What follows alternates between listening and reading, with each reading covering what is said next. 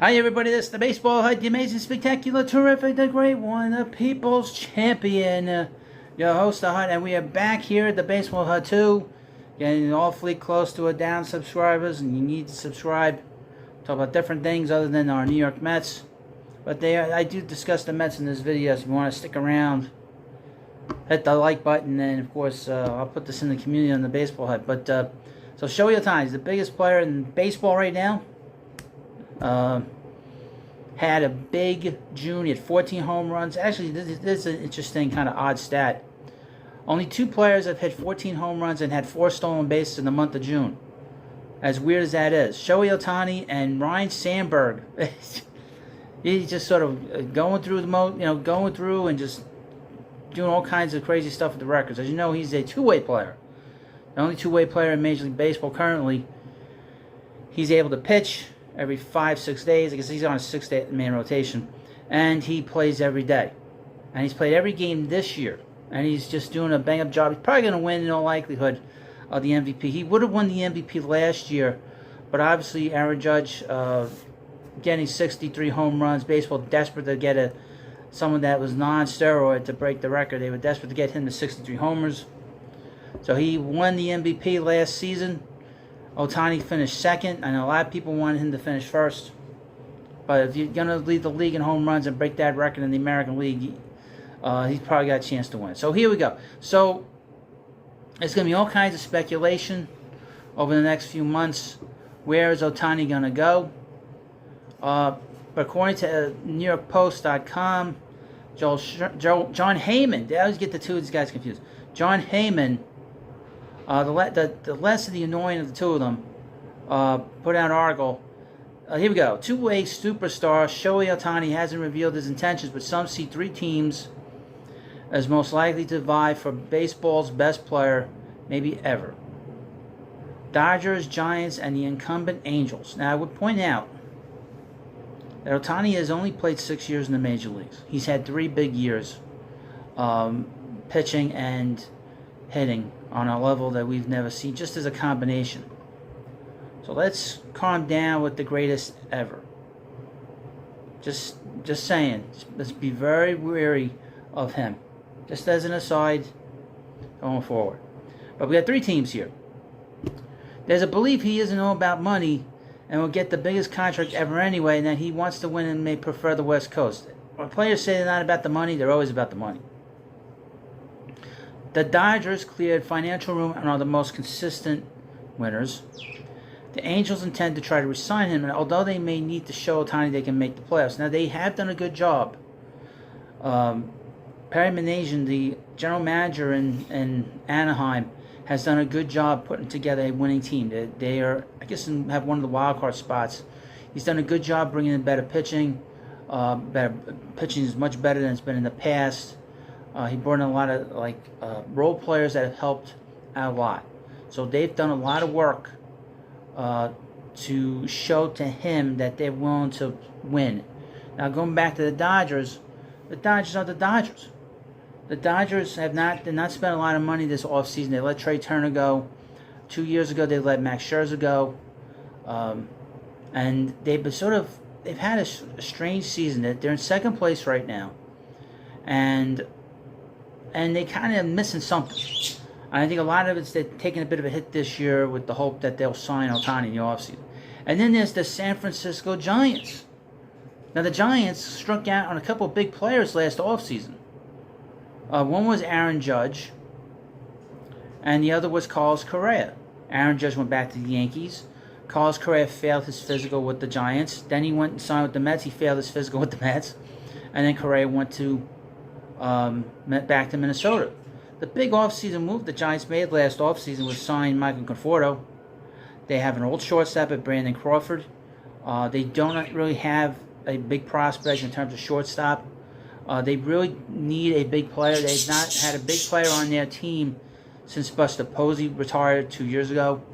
So they're a team, and they haven't had a big player, and a really big player since Barry Bonds retired as well. So they've gone a long time without a signature player. They tried to get Bryce Harper. He didn't sign. And again, they tried to get Aaron Judge. He didn't sign. They tried to get Carlos Correa. He wouldn't sign. So they sort of keep striking out. So their determination and they've shown that they're a winning team this year. They were good 2 years ago. They're very determined to win. And obviously they've won a lot in the last 11 years with their 3 championships. So that's a big, and they have a beautiful ballpark. All 3 teams have very good ballparks. The best is San Francisco. I mean, they have the best one. I've heard different things about Dodger Stadium. The Dodger Stadium is not so, it's not so great. And they've done a really nice job in Anaheim. But those are really the 3 big spots that he could go to. Staying with the Angels was a bit of a surprise. But if they show that they are willing to win, spend the money, and willing to win. Now, the one thing about their owner, Artie Moreno, is he'll spend money. Will he spend it wisely? That you have to ask. He hasn't spent it wisely in the past. Now, the 4th team that I think now is starting to move to the outside now, in terms of the Mets, in terms of the Shohei Ohtani signing with, is the New York Mets. The New York Mets have having a terrible season this year. They're currently on pace to lose 90 games. The first time they've done that since 2017. And only the second time, I believe, since 2003. So they've only done it twice in the last 20 years. They've lost 90 games or more. So they're on pace to have it, or maybe 2009. So it's 3 times in the last 20 years. So, but the owner came out, Steve Cohen came out saying that he doesn't really want to keep spending money if he's not getting the result. And the result is winning, going to postseason, winning postseason games, and winning a World Series. He said, quote unquote, not sustainable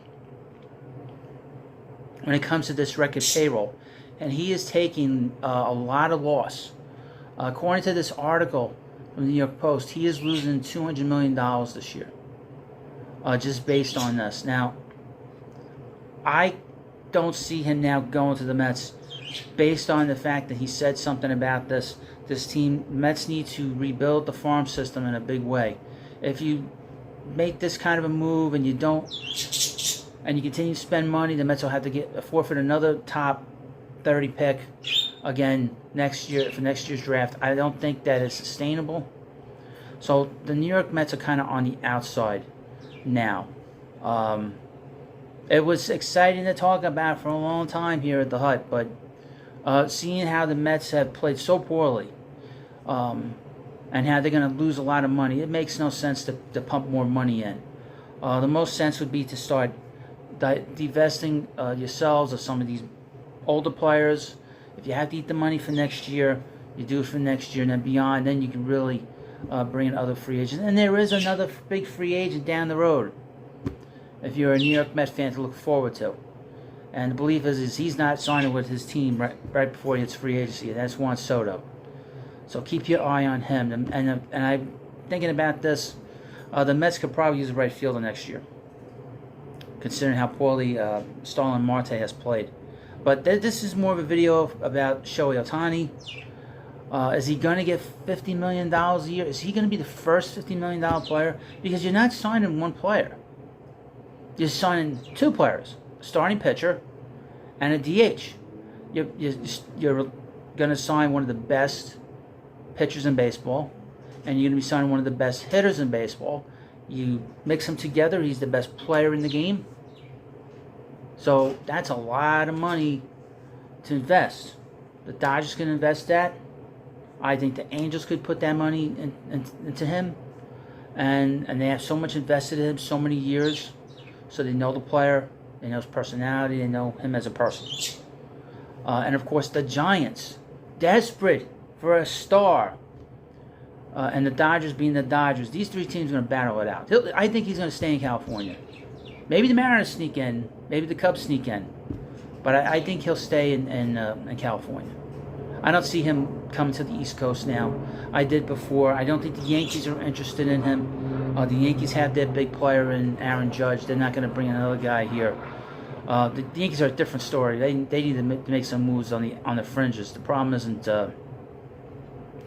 Aaron Judge. It's everybody else, starting with Giancarlo Stanton. But let me know what you think about this video. Of course, please subscribe to the Baseball Hut 2. We're almost at 1,000 subscribers. I need you to watch the videos as much as you can to get the hours up. Currently, the hours are about 1,500. It sounds a lot, but it's really not. It needs to get to 4,000 hours, and I think that with your help, we'll get there. And thank you for watching this video. Please subscribe.